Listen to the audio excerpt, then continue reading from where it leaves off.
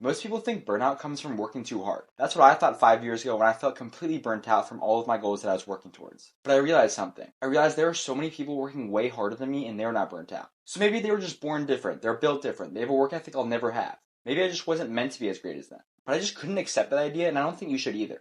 I was given this ambition of huge goals for a reason. So what's the other option? I realized the other option is that they have a different mentality. A mentality that prevents burnout. Through trial and error, studying psychology, and chasing my own goals, I figured out 3 mental reframes and strategies that make burnout genuinely impossible. I promise you, if you incorporate these 3 things into your life, you will never burn out. Ever. Because I have a strong belief that you can do anything humanly possible. You just need the right mentality. With that, let's get into it. Number 1, burnout doesn't come from too much work. It comes from being overwhelmed. And being overwhelmed comes from a lack of clarity. Your next step is too big, or it's too abstract, or it's both.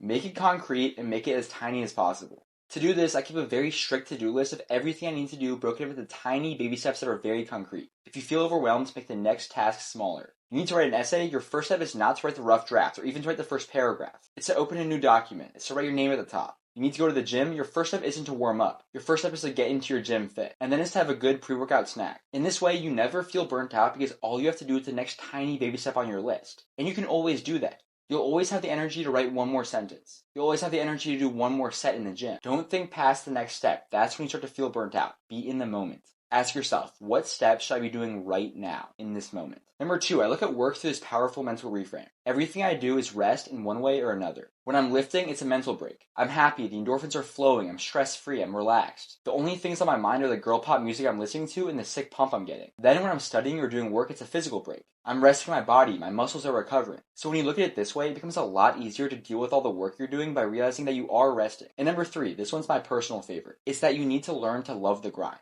You need to fall in love with the process. Because if you only enjoy the outcome, the destination, you're never going to survive the journey. Especially not when you're in a race against people who do love the journey. But that's easy to say. How do you actually learn to love the grind? You have to realize that the human experience of failure is what makes success feel so great in the end. It wouldn't feel so rewarding if it was easy. In fact, as I always say, the dark times, the times you wanted to give up, the times you thought it would never happen, the times you struggled the most, those will be your favorite times to look back on when you make it. Those dark times full of doubt will be the most inspiring part of your story of success that you tell one day. So every time I fail or I want to give up, I think about my future self looking back at me through memories. And I think, this is the powerful, inspiring part of my story. And then I get 1,000 times more excited to make this dream a reality. Because I know this is exactly why it's going to feel so great in the end. The longer you wait, the hungrier you are. And the hungrier you are, the better it tastes when you get it. Apply these 3 ways of thinking to your life. A strict to-do list with tiny baby steps that are concrete, split up into different times of the day to do them, rewiring your brain by viewing everything as rest, and learning to love the struggle. And you will be unstoppable. I really hope this helped you. Much love, and stay locked in.